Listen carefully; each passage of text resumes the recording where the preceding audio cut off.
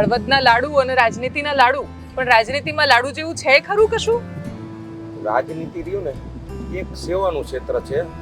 અહીં તમે સફળ જીવન થઈ ગયું પછી સાર્થક થવા માટે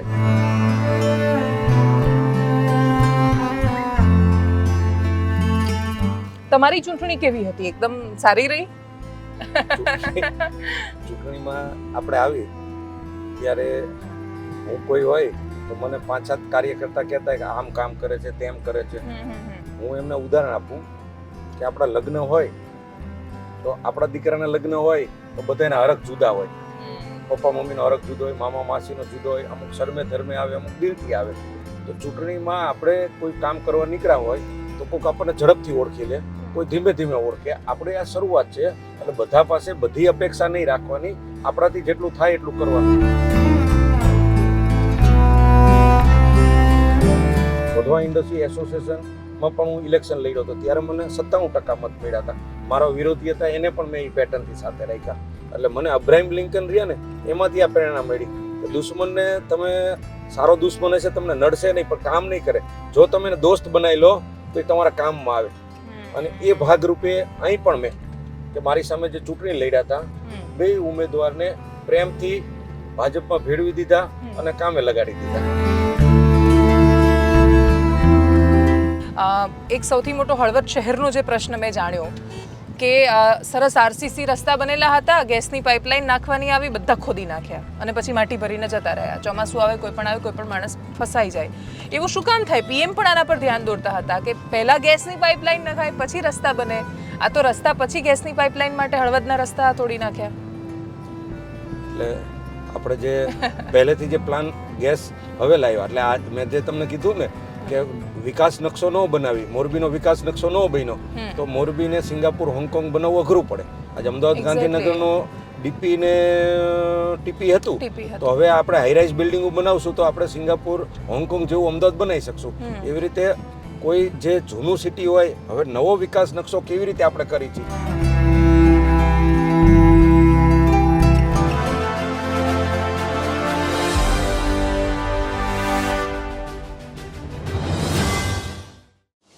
નમસ્કાર. જે છોટા કાશી તરીકે ઓળખાય છે, જે શિક્ષણ માટે જાણીતું છે, જે એના લાડુ માટે વખણાય છે, એવા હળવદ શહેરમાં હું છું. અને હળવદમાં આવીને ચૂંટણીના માહોલની વચ્ચે નેતાજીના કાર્યાલયની અંદર જવું હોય ને પછી એમના ચશ્માથી એમની નજરે દુનિયાને જોવી અને સમજવી હોય તો આમ તો ચૂંટણી દેશની લોકસભાની છે, પરંતુ છતાંય આજે વાત હળવદના ધારાસભ્ય, હળવદ ધ્રાંગધ્રા વિસ્તારના ધારાસભ્ય પ્રકાશ વરમોરા સાથે કરવી છે. એમના કાર્યાલયથી શરૂઆત કરીશું અને પછી ધીરે ધીરે એમની પાસેથી આ ક્ષેત્રનો મિજાજ સમજીશું. પોતાના ક્ષેત્રને લઈને એ જ્યારે આવ્યા ત્યારે એમણે કંઈક સપના પણ જોયા હશે. નમસ્તે. નમસ્તે, welcome. Thank you so much. અને શરૂઆત તો મારી ખાસા બધા તમારા કાર્યકર્તાઓ બેઠેલા છે. હું આવી ત્યારે ઘણી બધી ભીડ પણ હતી. ચૂંટણીનો કેવો માહોલ જામ્યો છે આખા સુરેન્દ્રનગરમાં? આખું સુરેન્દ્રનગર લોકસભાને એમાં મારી ધ્રાંગધ્રા હળવદ વિધાનસભા 64 ગણાય. હળવદમાં આઝાદી પછી પહેલીવાર હળવદના ઉમેદવારને ટિકિટ મળી છે. એટલે હળવદમાં એક આખી વાઇબ્રન્સી આખી જુદી છે. એટલે એક એક કાર્યકર્તા, એક એક મતદારમાં એક બહુ સારી જાગૃતતા છે ને આખો હળવદનો બહુ સારો માહોલ છે. અચ્છા, તમારો વિસ્તાર એવો છે કે જ્યાં એક ક્ષેત્ર મોરબીમાં આવે જિલ્લામાં ને એક સુરેન્દ્રનગરમાં આવે. હળવદ, એની સમસ્યાઓ, એની અપેક્ષાઓ, એ બધા વિશે હું જ્યારે સમજી રહી હતી તો મને પહેલો પ્રશ્ન મગજમાં એ આવ્યો કે તમને આજે 1.5 વર્ષ થયું, એમાં તમે સમજી શક્યા છો કે આ ક્ષેત્રની એક્ઝેક્ટલી જરૂરિયાતો શું છે અને ક્યાંથી શરૂઆત કરશો હવે? મારે હળવદ અને ધ્રાંગધ્રા સુરેન્દ્રનગર જિલ્લામાં, હળવદ મોરબીમાં આવે એટલે મને 2 જિલ્લાના કલેક્ટર, એસપી, ડીડીઓ અને સંગઠનની દ્રષ્ટિએ પણ 2 જિલ્લાના પ્રમુખો હોય, પ્રભારી હોય એટલે 2 જિલ્લાના કાર્યકર્તા સાથે કામ કરવાનો મોકો મળે. એટલે મને પ્રમાણમાં બીજા બધા કરતાં લર્નિંગ મને વધુ મળે. સાથે સાથે હું ફેડરેશનનો પણ પ્રેસિડેન્ટ હતો એટલે જાહેર જીવનમાં હું સરદારધામમાં ઉપપ્રમુખ હતો. એટલે ગુજરાત ચેમ્બરમાં પણ સિનિયર આગેવાન તરીકે મેં જવાબદારી સંભાળેલી છે. એટલે મારી પોતાનો પણ બિઝનેસ એટલો છે અને હું વિશ્વમાં ફરેલો છું એટલે કોઈ સમસ્યા હોય એને બહુ ઝડપથી સમજી શકું છું. મારી જાહેર જીવનના કામ કરવાની પદ્ધતિને એબિલિટી ટુ ડીલ વિથ પીપલની સ્કિલ સારી હોય એટલે હું સમસ્યાને સારી રીતે સમજી અને એને કેવી રીતે સોલ્વ કરવું પડે એક બહુ સારી રીતે કરતો હોઉં છું. એટલે 1 વર્ષ અને 3 મહિના ઉપરનો અહીં સમય થયો છે. એમાં મેં કેટલી બધી એની મૂળભૂત સમસ્યાઓ હતી એનું સોલ્યુશન કર્યું છે. સાથે સાથે એવી કેટલી બધી સમસ્યાઓ છે કે જે 20 વર્ષ 21 વર્ષથી હતી એનું પણ સોલ્યુશન કર્યું ને હજી પણ એક વિકાસ લાંબા ગાળા માટે હોય તો એના પણ મેં પ્લાનિંગો કર્યા છે. એટલે રોડમેપ વિકસિત ભારત 2047માં વિકસિત ગુજરાત 2047નો રોડમેપ બન્યો છે એવો જ હું વિકસિત ધાંગધ્રા અને વિકસિત હળવદનો રોડમેપ બનાવી રહ્યો છું. એટલે 25 વર્ષમાં હળવદ ધાંગધ્રા કેવું હશે એનું પણ પ્લાનિંગ થઈ રહ્યું છે અને એની સાથે સાથે 2 જિલ્લાનું. હા, એટલે 2047માં દેશ ક્યાં હશે, ગુજરાત ક્યાં હશે એવું વિચારીએ છીએ, તો એ હિસાબથી તમારો વિસ્તાર ક્યાં હશે એ રીતે તમે રોડમેપની વાત કરી રહ્યા છો. રોડમેપની વાત કરવી છે તો રોડ પર જઈને જ કરીએ, ત્યાં ફરતા ફરતા જ કરીએ. હળવદમાં બતાવો ને, એમ પણ એના અહીંયાના લાડુ બહુ ફેમસ છે, તો એ જાણવું છે કે રાજનીતિમાં કયા લાડુ તમને દેખાયા કે તમે તમારો આટલો મોટો બિઝનેસ એમ્પાયર છોડીને આવ્યા પોલિટિક્સમાં, તો જઈને વાત કરીએ. ના, અને બીજું બિઝનેસ મારા ભાઈઓ દીકરાઓ વેલ સેટ છે. એટલે ઈશ્વરે આપણને એક સ્કિલ આપી હોય તો મહાપુરુષોના જીવનમાંથી પ્રેરણા મળી. વલ્લભભાઈ, ગાંધીજી બધા સફળ વકીલ જ હતા, તો એમની વકીલાત મૂકી અને દેશ માટે કામ કર્યું. તો અત્યારે માનનીય વડાપ્રધાન નરેન્દ્રભાઈ મોદી સાહેબ એવડું મોટું કામ કરી રહ્યા છે અને આ દેશ ઉન્નતિની દિશામાં જાય ત્યારે સફળ અને સાર્થક લોકો જાહેર જીવનમાં આવે ને એ આ સમયની માંગ હતી. અને સેવાનો ભાવ ઘણા બધાને હોય પણ મારા ઉપર ઈશ્વરની કૃપા થઈ અને સૌ કાર્યકર્તાનો પ્રેમ એટલે મને આ તક મળી છે. પસંદગીનો કળશ ઢોળાયો. હા, અને ત્યારે હું ઈશ્વરનો અને સૌનો આભાર માની અને આ કામ કરું છું ને આઈ રિયલી એન્જોય. અને પરિવારમાં દીકરાને બધા સેટ છે એટલે એની રીતે ઉન્નતિ કરે છે. મારી એમાં કોઈ જરૂરિયાત છે નહીં. એટલે મારા અનુભવનો લાભ હું વિસ્તારને સારી રીતે આપી રહ્યો છું. અને છોટા કાશીના રસ્તાઓ પર નીકળ્યા છીએ અને પ્રકાશભાઈ, તમારી પાસે હળવદ ધ્રાંગધ્રા વિશે સમજો એ પહેલા તમને પણ થોડા સમજવા છે. આખી તમારું જે બિઝનેસ બેકગ્રાઉન્ડ છે એના વિશે જો તમે થોડું કહી શકો તો કે કેવી રીતે શરૂઆત થઈ, અને આઈ થિંક તમે ફર્સ્ટ જનરેશન બિઝનેસમેન છો કે સેકન્ડ જનરેશન. તો વરમોરા ગ્રુપ વિશે થોડું જણાવો ને પછી હળવદ ધ્રાંગધ્રા વિશે વાત કરીએ. અમારું જોઈન્ટ ફેમિલી છે. એટલે મારા પપ્પાને 3 ભાઈઓ ને એના અમે 7 દીકરાઓ.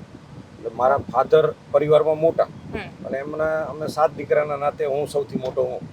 અચ્છા. 3 ભાઈના 7 દીકરા. એટલે ગ્રુપ ચેરમેનની મારી જવાબદારી હતી. એટલે ફાધર અંકલે બધાએ બિઝનેસ શરૂ કર્યો ને પછી અમે સતત જોડાતા જતા હતા. અને આજે સૌરાષ્ટ્રમાં અમારા પરિવારની કોર્પોરેટ ઇમેજ સાથે સાથે અમારી સોશિયલ ઇમેજ પણ એવડી સારી. અમારા દીકરા દીકરીઓ કોઈ પણ જગ્યાએ હોય તો એક સંસ્કારી ફેમિલી તરીકે અમારી ઓલી થાય. અને આ સંસ્કારની બેઝિકતા હોવાના હિસાબે અમારું ઘડતર રહ્યું ને એ બહુ સારું થયું ને એના લઈને અમારા બિઝનેસ ડેવલપમેન્ટના બધા કામો બહુ સારી રીતે અમારા થવા માંડ્યા. અને તમારું મૂળ અહીંયા છે, નેટિવ તમારું વતન? નેટિવ અહીંથી મારું 28 કિલોમીટર દૂર થાય સરા. બરાબર. એટલે મારું સરા હળવદથી 28 કિલોમીટર, ધાંગધ્રાથી 33 કિલોમીટર અને મોરબીથી 30 કિલોમીટર.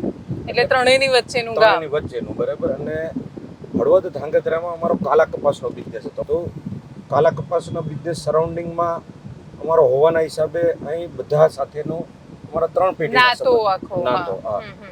અને એ નાતે મને જાહેર જીવનમાં આવવાનો પણ મોકો મળ્યો. એટલે વરમોરા પરિવાર સાધુ સંતો સાથે, સારા લોકો સાથે જોડાયેલો. અને હું પાછળ જઉં ને તો કે ભાઈ અમે ગામડામાં, તો મારો જન્મ પણ ગામડામાં થયો, 5 ધોરણ મેં ગામડામાં ભણ્યા, છતાં અમારો પરિવાર આગળ આવ્યો ને તો મારા ગ્રાન્ડ ફાધરની એટલી દીર્ઘદ્રષ્ટિ. એ મારા ફાધરને એવું કહેતા, દીકરાઓ તમે કોના ભેગું બેસશો ને એના તમારામાં સંસ્કાર આવશે. એટલે એ સમયે અમારા ગામમાં જૈન કુટુંબો સાથે મારા ગ્રાન્ડ ફાધરના ફાધરના સંબંધો હતા. એટલે અમે વેપારમાં કન્વર્ટ થયા અને આજે ઈશ્વરની કૃપાથી વરમોરા એક સિરામિકમાં મોરબીનું નંબર 1 ગ્રુપ ગણાય છે. હા, વાત સાચી છે. સંઘ એવો રંગ આપણે કહેતા હોય છે કે જેની સાથે બેસી એવા થઈએ. પોલિટિક્સમાં કેવી રીતે અને શું કામ એન્ટ્રી? કેમ કે મેં તમને પૂછ્યું એ વખતે ત્યાં કે હળવદના લાડુ અને રાજનીતિના લાડુ, પણ રાજનીતિમાં લાડુ જેવું છે ખરું કશું? રાજનીતિ રહ્યું ને એક સેવાનું ક્ષેત્ર છે. અહીં તમે સફળ જીવન થઈ ગયું પછી સાર્થક થવા માટે એટલે મનુષ્ય જન્મ દુર્લભ હોય તો સેવા જ કરવી હોય તો હું સરદારધામમાં ઉપપ્રમુખ હતો, ફેડરેશન ઓફ ઇન્ડસ્ટ્રી એસોસિએશનનો પ્રેસિડેન્ટ હતો. તો ત્યાં મેં જોયું કે સરકારથી કોઈ મોટી સંસ્થા નથી સેવા કરવા માટે. ઓકે. અને લોકશાહીમાં લોકો વડે લોકો માટે ચાલતી સરકાર, તો આમાં તક મળે તો બહુ સારી બાબત કહેવાય. અને મને ઈશ્વર કૃપાથી હું લઘુ ઉદ્યોગ સેલ પ્રદેશનો પણ કન્વીનર બન્યો હતો અને એ જવાબદારી હતી. પછી સીધો મને ટિકિટ લડાવી અને એમએલએ બન્યા. અને ઐતિહાસિક લીડથી ખાલી નહીં, એની પ્રજા કાર્યકર્તાએ મને જે ક્યારેય પણ ધાંગધ્રા હળવદમાં લીડ ન આપી શકે એટલી ઐતિહાસિક લીડ આપીને એટલા આશીર્વાદ સાથે મને મોકલો. હા, કેમ કે તમે તો નવા હશો આ ક્ષેત્રમાં, એ રીતે તો સરખામણી, ભલે તમારું વતન અહીંયા, પણ ચૂંટણી લડવા માટે તો બહુ બધા લોકો માટે અનપેક્ષિત હશે. તો અત્યારે જે ભારતીય જનતા પાર્ટીમાં બધું પોલિટિકલ આખા ગુજરાતમાં ક્યાંય ને ક્યાંય પ્રશ્નો આવી રહ્યા છે કે કોઈ પણ ઉમેદવાર આવે તો ક્યાંય ને ક્યાંય વિરોધ થઈ રહ્યો છે. સુરેન્દ્રનગરમાં પણ હમણાં થોડું નાના છમકલા જોવા મળ્યા. તમારી ચૂંટણી કેવી હતી? એકદમ સારી રહી? ચૂંટણીમાં આપણે આવી ત્યારે હું કોઈ હોય તો મને 5-7 કાર્યકર્તા કહેતા કે આમ કામ કરે છે, તેમ કરે છે. હું એમને ઉદાહરણ આપું કે આપણા લગ્ન હોય તો આપણા દીકરાના લગ્ન હોય તો બધાના હરખ જુદા હોય. પપ્પા મમ્મીનો હરખ જુદો હોય, મામા માસીનો જુદો હોય, અમુક શરમે ધર્મે આવે, અમુક દિલથી આવે. તો ચૂંટણીમાં આપણે કોઈ કામ કરવા નીકળ્યા હોય તો કોઈક આપણને ઝડપથી ઓળખી લે, કોઈ ધીમે ધીમે ઓળખે. આપણે આ શરૂઆત છે એટલે બધા પાસે બધી અપેક્ષા નહીં રાખવાની, આપણાથી જેટલું થાય એટલું કરવાનું. અને મેં મારી ચૂંટણી કેમ્પેનમાં કોંગ્રેસ આ કરે, આપ શું કરે એ નહીં, મારે શું કરવાનું છે, મોદી સાહેબના સપનાને સાર્થક કરવા માટે હું શું કરીશ, મારી ઇન્ટિગ્રિટી અને મારી કેપેબિલિટીને જ મેં સેલ કરી મારા. અને એના માધ્યમથી આખી પ્રજાએ મેં કીધું કે હું ભારતીય જનતા પાર્ટીનો સંસ્કાર વ્યક્તિ કરતાં દલ મોટો, દલ કરતાં દેશ મોટો, એ સંસ્કારને લઈને ચાલીશ. અને મારી ચૂંટણી પૈતા પછી પણ મેં સૌ કાર્યકર્તાને કીધું કે આપણી પાસે કોઈ પણ માણસ આવે, કયા પક્ષનો છે, કઈ જ્ઞાતિનો છે, આ પૂછવા નહીં. આપણું કામ છે એની સેવા કરવાની. આપણાથી જેટલું થઈ શકતું હોય એટલું આપણે આ કામ કરી દેવાનું. રિટર્નમાં અપેક્ષા નહીં કહેવાની ફરીવાર તું આમ કરી દે, બરાબર? આપણું દાયિત્વ છે ને આપણે કામ કરતું જવાનું. અને આ બધું મારા પાર્ટીના સંસ્કાર સાથે મારા પરિવારના સંસ્કાર, તો આ બધું ભેગું થઈ અને હું આને એન્જોય કરું છું, બરાબર? એટલે જે મારા વિરોધમાં ત્યારે હતા એ મારા સમર્થકો બની ગયા. અને તમને એક રસપ્રદ કહાની પણ કહું. ફેડરેશન ઓફ ઇન્ડસ્ટ્રી એસોસિએશનનો ત્યારે પણ મારે ઇલેક્શન લડવું પડ્યું હતું. મારી સામે જે લડ્યા હતા એને મેં ઉપપ્રમુખ બનાવ્યા અને આખું ફેડરેશન સમરસ કર્યું. મારા પહેલા કાયમી ફેડરેશનના ઇલેક્શન થતા હતા, પછી હવે બિનહરીફ થાય. હજુ પણ એવું જ ચાલે છે? હવે સારું ચાલે છે. વઢવા ઇન્ડસ્ટ્રી એસોસિએશનમાં પણ હું ઇલેક્શન લડ્યો હતો, ત્યારે મને 97% મત મળ્યા હતા. મારા વિરોધી હતા એને પણ મેં એ પેટર્નથી સાથે રાખ્યા. એટલે મને અબ્રાહિમ લિંકન રહ્યા ને એમાંથી આ પ્રેરણા મળી કે દુશ્મનને તમે, સારો દુશ્મન હશે તમને નડશે નહીં પણ કામ નહીં કરે, જો તમે એને દોસ્ત બનાવી લો તો એ તમારા કામમાં આવે. અને એ ભાગરૂપે અહીં પણ મેં કે મારી સામે જે ચૂંટણી લડ્યા હતા, 2 ઉમેદવારને પ્રેમથી ભાજપમાં ભેળવી દીધા અને કામે લગાડી દીધા. અને મારો ઉદ્દેશ ભારતીય જનતા પાર્ટીનો જે છેવાડાનો માનવીનો વિકાસ થાય એ ઉદ્દેશ કરવો હશે તો કોઈની બાદબાકી ત્યાં નહીં થાય, બધાનું ઇન્ક્લુઝન લેવું પડશે. એટલે આ મારી જર્ની રહી. તમે કહ્યું કે હું હળવદ માટે શું કરવા માંગુ છું એવું કહીને આવ્યા. શું કરવા માંગતા હતા? હું વિકાસ કરવો હોય તો 2 બાબત. એક જે ટ્રેડિશનલ બાબતો હોય એનું લિવરેજ લેવું અને એક નવા સેક્ટરો લોન્ચ કરવા.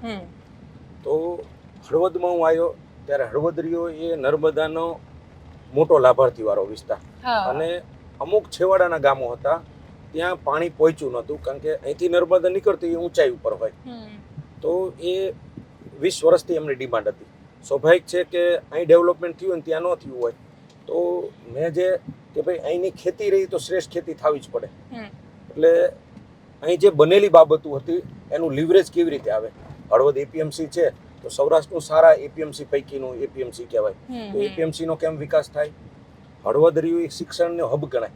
આખા ગુજરાતમાં વધુમાં વધુ જો શૈક્ષણિક રિઝલ્ટ આવતું હોય તો એ હળવદનું આવે. તો જે છે એને બ્રાન્ડ કેવી રીતે વધુ લિવરેજ લેવી. એટલે હળવદ એપીએમસીમાં પણ અત્યારે 60,000થી વધુ મીટર નવી જમીન સરકારથી અપાવરાવી અને એ પણ એક્સપાન્શન થશે. હળવદ એપીએમસી માટે બીજો એક રોડ મેપ બનાવ્યો કે બાગાયત અહીં બહુ વધી ગયું અત્યારે હળવદમાં. કમલમના પણ મેં બહુ બધા બગીચા જોયા હમણાં. દાડમનું આજે બહુ મોટું હબ, કમલમ, બધા એક વિસ્તારમાં બધા પ્રકારના ફ્રૂટો થાય છે. એટલે જે ટ્રેડિશનલ ક્લસ્ટરો છે, ટ્રેડિશનલ જે બાબત છે એનું લિવરેજ કેવી રીતે મળે, સાથે સાથે નવા સેક્ટરો પણ કેવી રીતે થાય. આજે હળવદ રહ્યું એ 536 વર્ષ જૂનું સિટી છે. તો ક્યાંક ના ક્યાંક વિકાસ નકશો નહોતો બન્યો.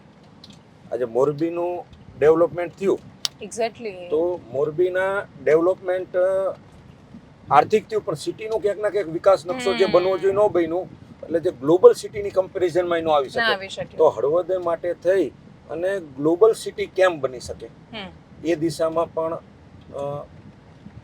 ઓકે, આગળ વધવા માટે રોડમેપ કર્યું. એટલે મારા મગજોમાં એવા નવા કેટલાય સેક્ટરો છે. દાખલા તરીકે ટેક્સટાઇલ પાર્ક.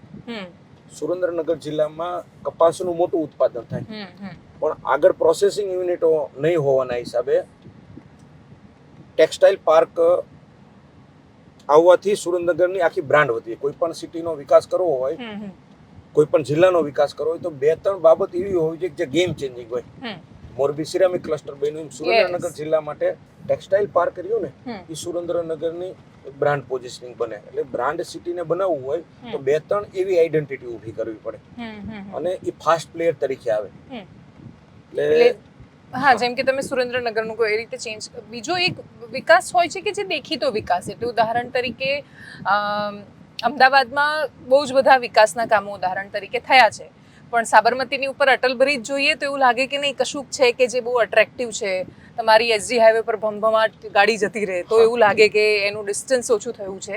એ સંદર્ભે બાકીના શહેરોની અંદર પોટેન્શિયલ છે અને છતાં એ લોકો પાછળ છે. હા, તો આજે મારું હળવદનું તળાવ છે, તો રોડ ઉપરનું બહુ બ્યુટીફુલ તળાવ છે. ઓકે, આ તળાવ રહ્યું ને સ્ટેટ ઓફ આર્ટ બની શકે, અને બીજું એનાથી હળવદની આખી બ્રાન્ડ પોઝિશનિંગ બદલાઈ જાય. તો એ હળવદનું તળાવ પણ હું વિશ્વ કક્ષાનું બનાવી રહ્યો છું. અચ્છા, એ કામ ચાલુ છે. હા, એટલે એનો વિકાસ નકશો આખો પ્લાનમાં છે. અને એટલે બધા પ્રકારના વિશ્વમાં જે સારી સારી વ્યવસ્થા છે એ કેવી રીતે અહીં લાગુ કરી શકાય એ પ્રકારના આયોજન કરું છું. ને હું હજી ઓપન છું કે શું થઈ શકે. અને ઈશ્વરની દયાથી એવા થોટ પ્રોસેસ વાળા માણસો મળતા જાય છે, અને there is will there is way.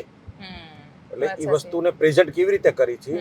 એક થયું કે તમે પરફોર્મન્સ સેલ કરો, ને એક થયું પોટેન્શિયલ સેલ કરો. હું હળવદનું પોટેન્શિયલ સેલ કરું છું. ધેટ્સ વાય સરકારમાંથી પણ વધુ ગ્રાન્ટ લાવવામાં કે ભાઈ આ મારે આ જોઈ છે, મારે એનું ટુરિસ્ટ વધારવું છે, મારે આ પ્રકારના રિસોર્સ જોઈ છે, તો મારે ઇન્ડસ્ટ્રીઝ વધારવી છે, મારે એટલી બાબત જોઈ છે, તો મારે ઇઝ ઓફ લિવિંગ સુધારવું છે. એટલે હું કંઈક આપવા માટે કરું છું, એટલે રિસોર્સ રહ્યા ને એ ઝડપથી કન્વર્ટ થાય. એક એન્ટરપ્રેન્યોરશિપની જે સ્કિલ છે એ સ્કિલનો મને બીજા બધા વાપરો છો. આપણે અહીંયા હળવદની એક ઓળખસમી જગ્યાએ આવ્યા છીએ, ત્યાં જઈશું. અને હળવદની અંદર ઇતિહાસની ઘણી બધી વાતો છે. જે જગ્યાએ હું છું ત્યાં તમને બધા અવાજો સંભળાય, જો તમારે સાંભળવા હોય તો. એટલી સરસ જગ્યા છે. અહીંયા સતી અને શુરાના એટલા બધા પાળિયા આવેલા છે. 600-700 વર્ષ જૂનો એનો ઇતિહાસ છે. પણ પ્રકાશભાઈ, એક મને પ્રશ્ન એ પણ થાય કે જગ્યાઓ જેટલી સુંદર હોય, આપણે ત્યાં એક કહેવાય છે કે આપણે શું આપણા વારસાની એટલી કદર નથી કરી શક્યા સરખામણીએ? તમારી બેન એકદમ વાત સાચી છે કે આપણે વારસાને આપણે ક્યાંય ના ક્યાંય ટુરિસ્ટ પોઈન્ટે વિકસાવશું અને એની વાઇબિલિટી લઈશું તો જ થશે. સુરેન્દ્રનગર જિલ્લામાં રાજમહેલો પુષ્કળ છે. મેડિકલ ટુરિસ્ટ જેમ આપણે અમદાવાદમાં લાવી છીએ, એમ મેરેજ ટુરિસ્ટ રહ્યું ને, એ સુરેન્દ્રનગર જિલ્લાનું મોટું પોટેન્શિયલ છે. એટલે મૂડીના યુવરાજસિંહ છે, એની સાથે મારી વાત થઈ. મેં કીધું ક્ષત્રિય સમાજને વ્યક્તિગત આવકની એટલી જરૂર નથી રાજા રજવાડાની, પણ આ ડેસ્ટિનેશન મેરેજ ડેસ્ટિનેશનમાં આપણે કન્વર્ટ કરી તો એક મેરેજ થાય ને તો એની આજુબાજુની કેટલા કેટરસથી લઈને કેટલી ઇકોસિસ્ટમ ચાલે. એટલે આપણે આને ટુરિસ્ટ સર્કિટ તરીકે આખું ડેવલપ કરવું છે. હળવદની પણ ધાંગધ્રા અને સુરેન્દ્રનગર જિલ્લાની આખી ટુરિસ્ટ સર્કિટ બનાવી રહ્યા છીએ. એટલે અહીં મેં રણના વિસ્તારમાં પણ હું જોઈ આવ્યો કે ટુરિસ્ટને એવું ડેસ્ટિનેશન બનાવવું છે. ઇન્ક્લુઝન વિકાસ માટે ટુરિસ્ટ રહ્યું ને એ બહુ મોટું થાય. એટલે આ વારસોને જાળવવા સાથે સાથે આપણા વારસાથી એક લોકોને પ્રેરણા મળતી હોય, નવી પેઢીને આ બતાવી તો આપણું કલ્ચર શું હતું, આ શું બાબત હતી, એનાથી એ અવગત થાય. નહીં તો ગ્લોબલાઇઝેશનમાં ખાસ નવી પેઢી વૈશ્વિક જોઈ અને વિશ્વના પ્રભાવમાં આવે છે, તો આ સાથે પોતાનું નથી જોઈ શકતી. વાત સાચી, કેમ કે અમેરિકા માણસ એકવાર જાય, 2 વાર જાય, બહુ મોનોટોની આવી જાય. પણ યુરોપ વારંવાર જાય છે કેમ કે ત્યાં ઇતિહાસ છે. લોકો રાજસ્થાનમાં વારંવાર આવે છે કેમ કે ત્યાં હિસ્ટ્રી છે કહેવા માટે. તો આપણી પાસે એવું નથી કે છે નહીં, પણ કદાચ એ એટલી વિકસિત નથી. કેમ કે આ જે બધી જગ્યાઓ છે જોયા પછી એ થયું કે અભૂતપૂર્વ જગ્યાઓ છે. વાઇબ્રેશન અને એની હા પોટેન્શિયલ છે અહીંયા, વાઇબ્રેશન્સ છે, પણ આપણને ખબર નથી અને એનું ડેવલપમેન્ટ પણ નથી થયેલું. અહીંયા ડેઝર્ટનો એરિયા પણ જેમ કે સફેદ રણ અહીંયા બહુ સરસ છે એવું સાંભળ્યું મેં, એ વાત સાચી? કચ્છનું નાનું રણ રહ્યું, અને અહીં મીઠા ઘુડખર, અચ્છા વિશ્વની એવી કેટલી બધી પક્ષીઓ છે, હા, તે ફ્લેમિંગો દુર્લભ ને પક્ષીઓ બધા. છે, બરાબર, એ અહીં આવે છે.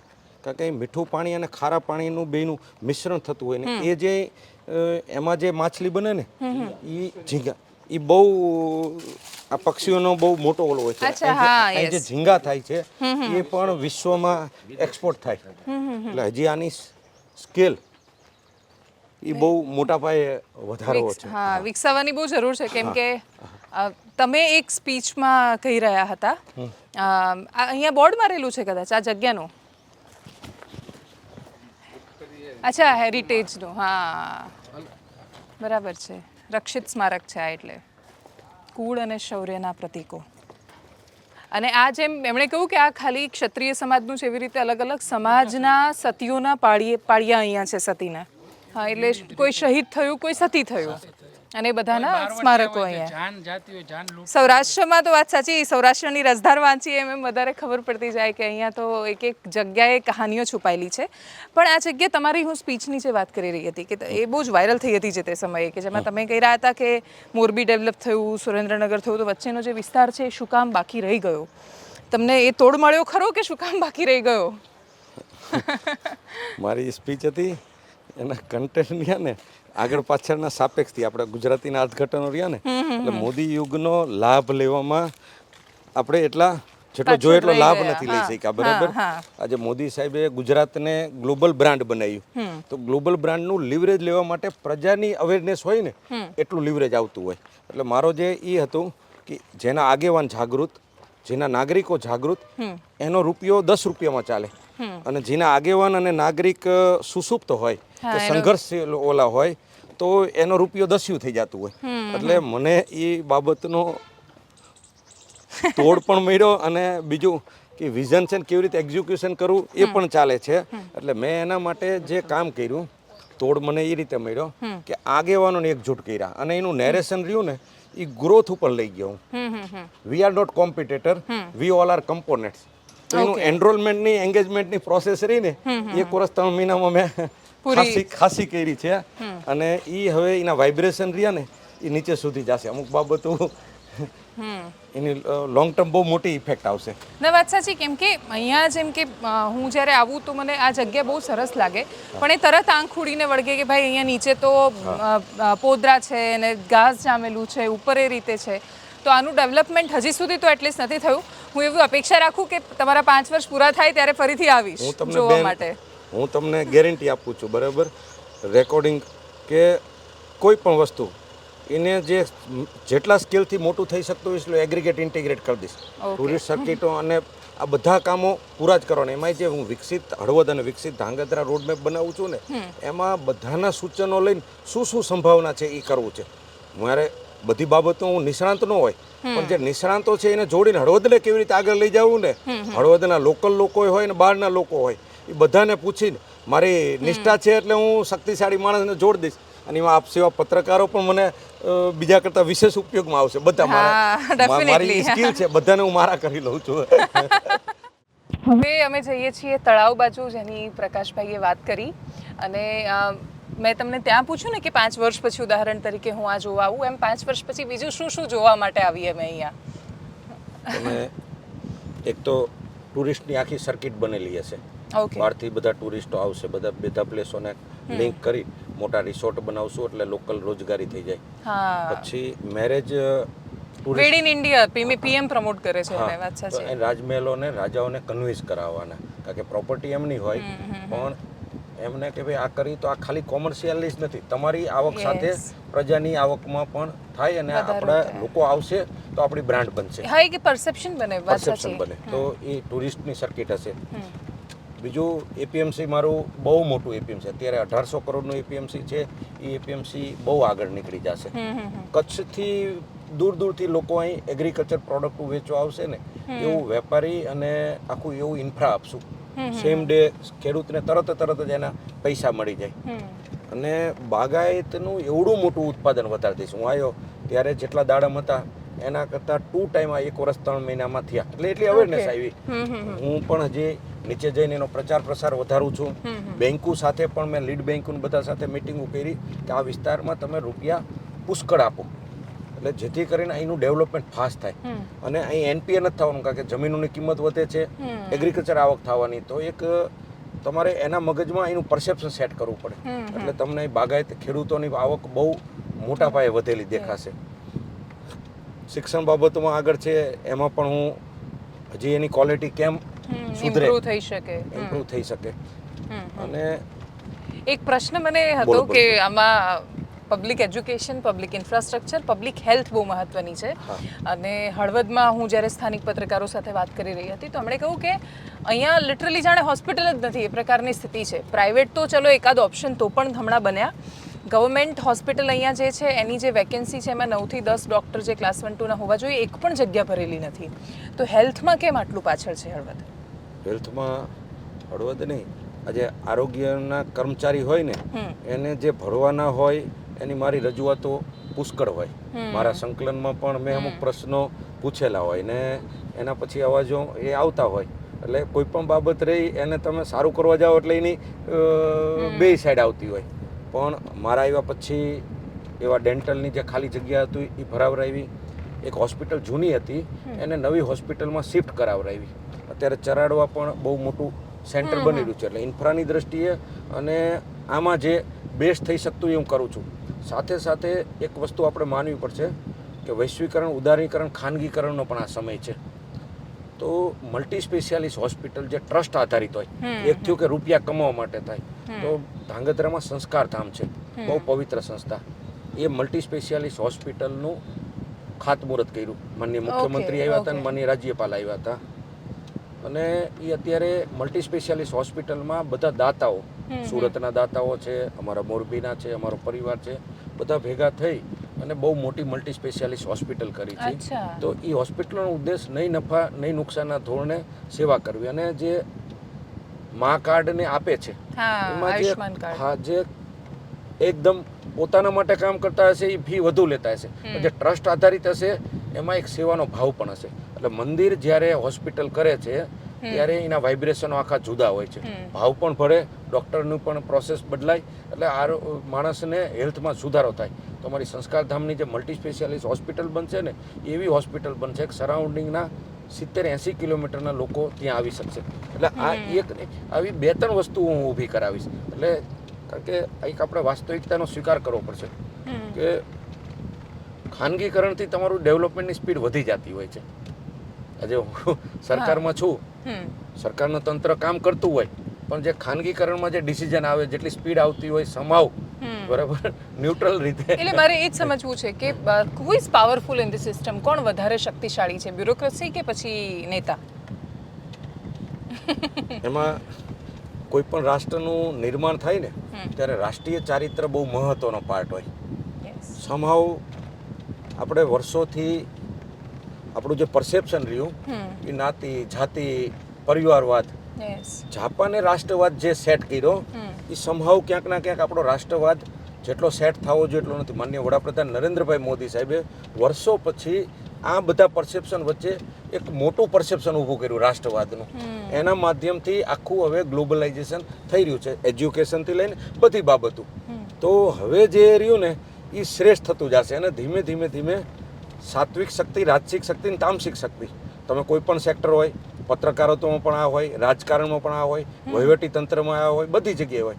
સાત્વિક શક્તિઓ જોડાતી જશે ત્યારે એના અહમ કરતાં સાચું શું છે એને ટાર્ગેટ કરશે. એટલે ધીમે ધીમે ધીમે ધીમે ક્વોલિટી સાત્વિકતા તરફ થશે, રાષ્ટ્રીયતા તરફ થશે. અને આ કોઈ એક દિવસે ચમત્કાર નહીં થાય. એટલે જ આપણે વિકસિત ભારત 2047 નેરેશન સેટ કર્યું છે, પ્રોગ્રેસિવ ગોલ એ રાખ્યો છે અને આપણી સરખામણી ગ્લોબલાઇઝેશન સાથે કરી છે.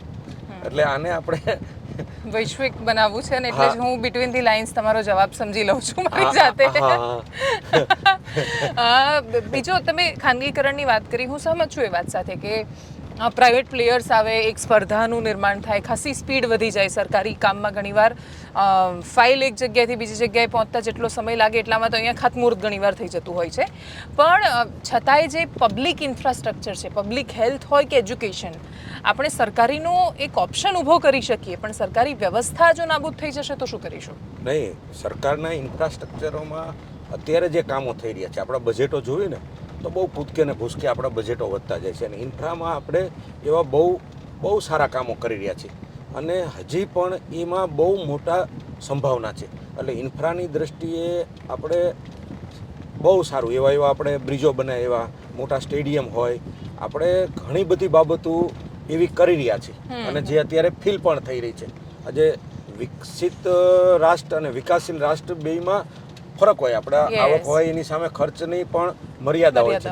હા, હું તમારી સાથે એક બાબતોમાં સહમત છું કે જે આયોજન રહ્યું ને એને હજી પણ માઇક્રો અને મેક્રો લેવલે થવું પડે. એટલે એનું ઇન્ક્લુઝન રહ્યું ને, હું આવ્યા પછી મેં અમુક બાબતો જોઈ કે સરકારનો રૂપિયો જ્યાં વપરાવો જોઈએ, આજે અમુક બાબતો હોય તો એને સારું કર્યું સારું છે ને ઇમ્પ્રૂવ એરિયા તરીકે લેવો પડે.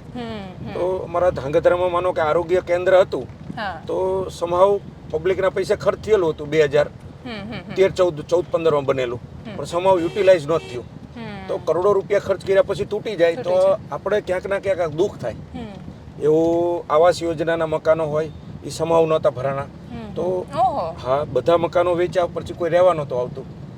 તો જે તે સમયે લોકેશન કે કંઈ ના કંઈ અવેરનેસ ખામી, તો હવે શું કરવાનું, એને ઇન્ક્લુઝનમાં રહીને એને ઉપયોગ કરવાનો.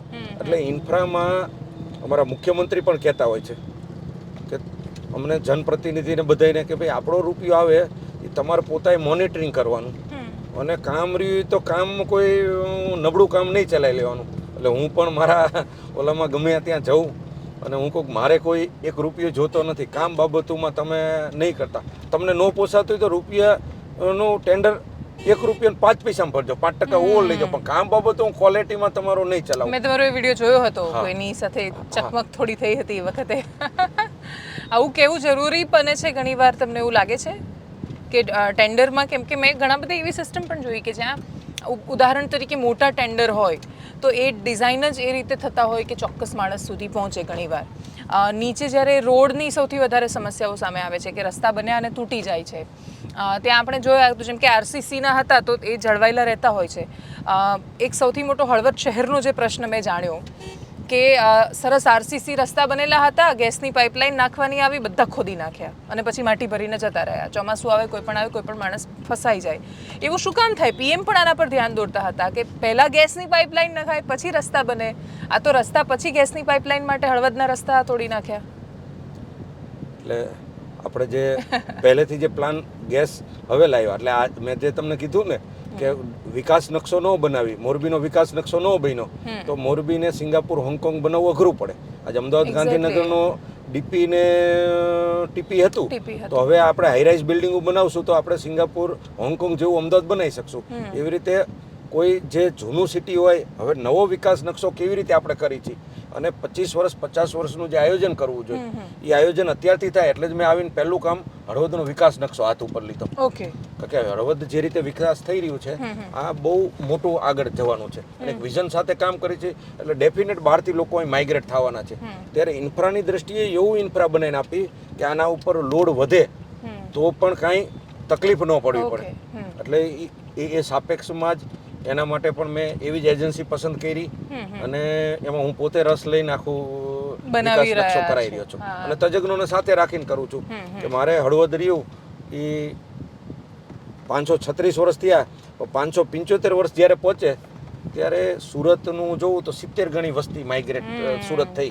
તો હળવદમાં પુષ્કળ લોકો માઇગ્રેટ થાય અને હળવદને કાંઈ તકલીફ ન પડે એ લેવલનું અત્યારથી જ હું પ્લાન કરી રહ્યો છું. જેમ કે આપણે આવા કોઈ પણ રસ્તે પસાર થતા હોઈએ, આવા તમે આજુબાજુના કોઈ ઝૂંપડપટ્ટીમાં રહેતા માણસોને જુઓ અથવા એકદમ ગરીબ ખેડૂતને, કિસાનને જુઓ, તો ત્યારે તમારા મનમાં શું ભાવના આવે છે કે તમારું જે વિઝન છે 2047 સુધીનું, આપણે એને એટલા એક્સટેન્ડ કરીને માની લઈએ, એ વિઝનમાં એ જગ્યામાં પણ એ લોકોનું સ્થાન હશે?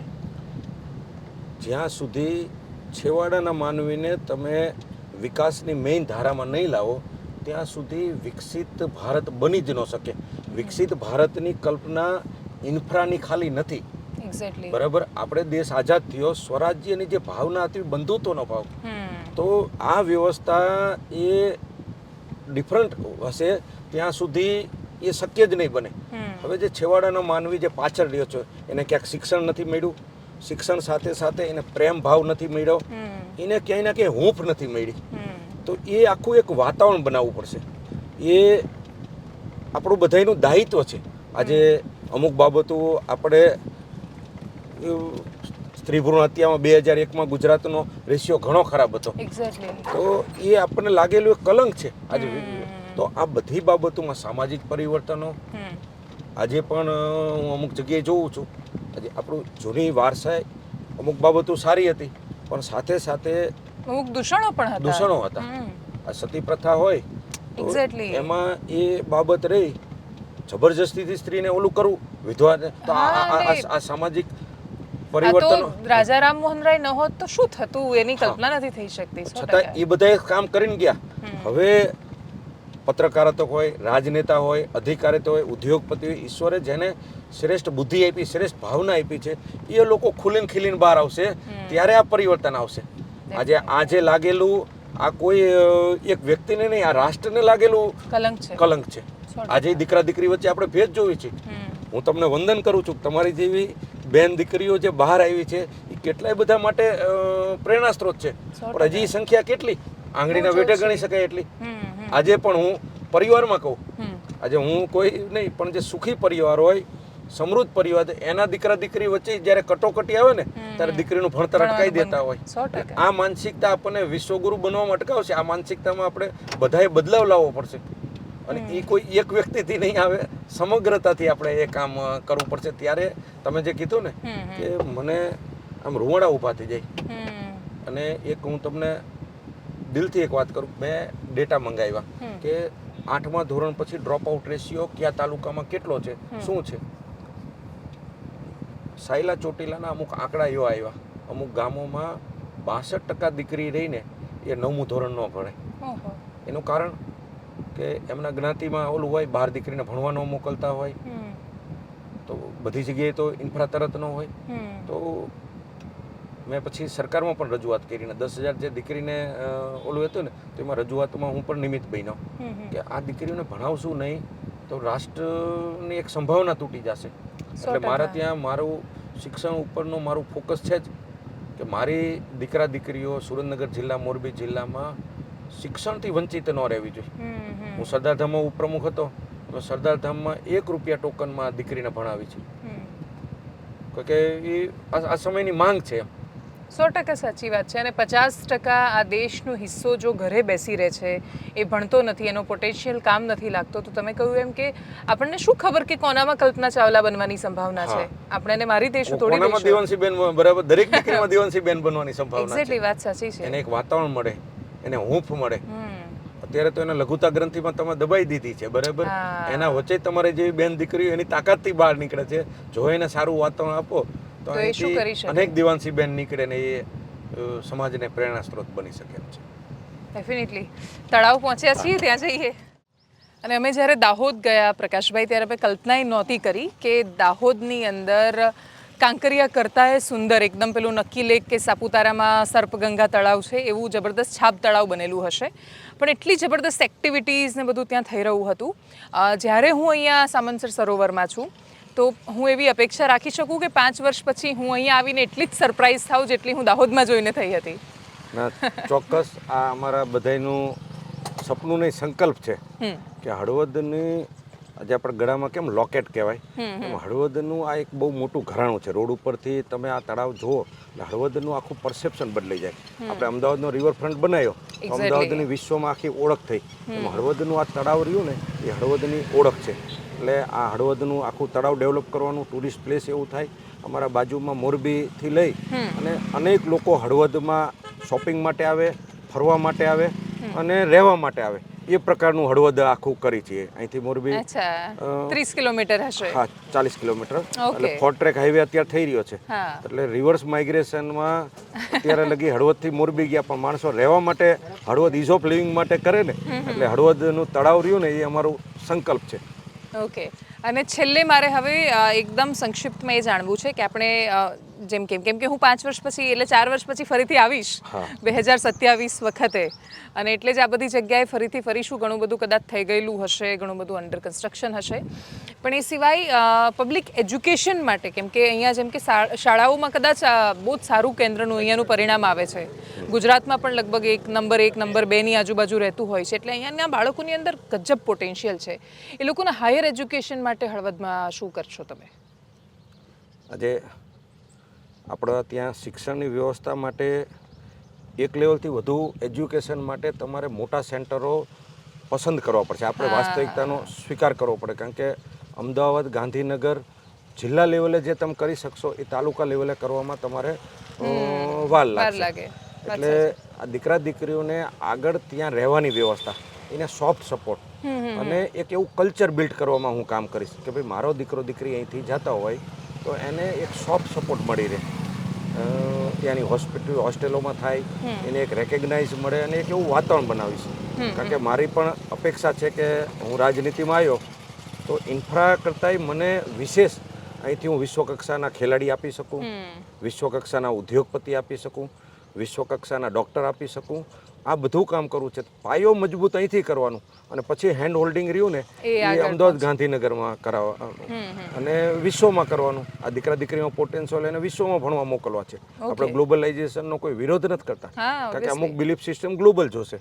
એટલે મારા દીકરા દીકરીમાં જે પોટેન્શિયલ હોય એને સરકારની યોજના અપાવી, ક્યાંય ઘટતું હોય તો કોઈ ઉદ્યોગપતિ પાસેથી ફંડ અપાવીને પણ એ દીકરા દીકરીનું પોટેન્શિયલ રહ્યું ને એ મૂરઝાઈ ન જાય એ પ્રકારનું એક સંવેદનાથી એ જોઈ રહ્યો છે. અને એ મારે હાર્ડ ઇન્ફ્રાસ્ટ્રક્ચર કરતાં આ સોફ્ટ ઇન્ફ્રા ઉપર વિશેષ કામ કરવું છે. ઓકે. તો તમે તો દુનિયાના અનેક દેશો ફર્યા હશો તમારા બિઝનેસના સંદર્ભે. તો કશુંક જાપાન પાસે છે, તો કશુંક અમેરિકા પાસે છે, કશુંક યુરોપ પાસે છે. બધાનું થોડું થોડું લઈને તમે હળવદને કેવું બનાવવા માંગો છો? Think globally, act local. Okay. વિશ્વની આપણે વાંદરા કોપી, મંકી કોપી નથી કરવાની. એનું સારું લેવાનું, પણ આપણી સંસ્કૃતિ, આપણી ભાવના, આપણી બાબતોને પણ સેન્ટરમાં રાખી અને શ્રેષ્ઠ કરવાનો પ્રયત્ન કરવાનો. અને એ જ આપણા વડાપ્રધાન માનનીય નરેન્દ્રભાઈ મોદી સાહેબનું સપનું છે. ગુજરાત વિકસિત ગુજરાત 2047નો રોડમેપનો મેં ડિટેલ અભ્યાસ કર્યો છે અને એના અમુક સૂચનો આપવામાં હું પણ નિમિત્ત થયો છું. ઓકે. એમાં જે કલ્પના છે એ કલ્પનાનું ક્યાંયના કોઈ રોલ મોડલ બનાવવાનું હોય તો એ તમે અહીં કરીશ. એટલે મારા એક ગામડાના મારે ગ્લોબલ વિલેજ મુવમેન્ટના રૂપમાં એક ગામડાના વિકાસ નકશા બનાવવા છે કે ભાઈ ગામમાં શું પોટેન્શિયલ હોય. ગામમાંથી બૌદ્ધિકોની એક ટીમ બનાવી છે 21 છોકરાઓની. એટલે એક ગામ આપણું જુદું તરી આવે ને, એટલે એક દીવાદાંડી બને ને એ પ્રકારનું આયોજન કરવું છે. એટલે સપના ઘણા લઈને આવ્યો છું. અને જ્યારે તમે સારા ભાવ સાથે કામ કરો એટલે ઈશ્વરીય શક્તિ ભળતી હોય છે. અનેક લોકો, ભગવાન સીધા નથી આવતા હોતા, પણ કોઈના કોઈ માણસનું રૂપ લઈ અને ભગવાન કામ કરી જતા હોય છે. માનનીય વડાપ્રધાન નરેન્દ્રભાઈ મોદી સાહેબ આટલા કામ કરે છે તો ટુરિસ્ટ એમને કરવું તો બચ્ચનજી આવ્યા. એવું કેટલી બધી બાબતો વિશ્વના લોકો જ્યારે આપણે ભાવ હોય છે ત્યારે એ સપોર્ટ કરતા હોય છે. હું લોકશાહીની ચોથી જાગીર તમને પણ હું વિનંતી કરું છું કે અમારા હળવદ માટે તમે પણ અમને માર્ગદર્શન આપજો અને અમારી સારી વાતો હોય એને હાઇલાઇટ કરજો. અને જે અમારું ઇમ્પ્રૂવ એરિયા હોય એના ઉપર પણ તમે ધ્યાન આપજો. અને હું વિશેષ તમને અભિનંદન આપું છું કે લોકશાહીમાં વિપક્ષ નબળો કહી શકાય, બરાબર, કારણ કે એની ભાવના નથી, એને કામ નથી. ત્યારે પત્રકારોનું બહુ મોટું દાયિત્વ વધી જાય છે, કારણ કે સત્યને ઉજાગર કરવા માટે આપ જે કરી રહ્યા છો એને હું એક દેશના નાગરિક તરીકે, એક ભાઈ તરીકે ખૂબ બિરદાવું છું. આપ બહુ સારું કામ કરી રહ્યા છો. Thank you so much. Thank you. અને મળીશું 2027માં ફરીથી. ત્યાં સુધી આપશો રજા. નમસ્કાર.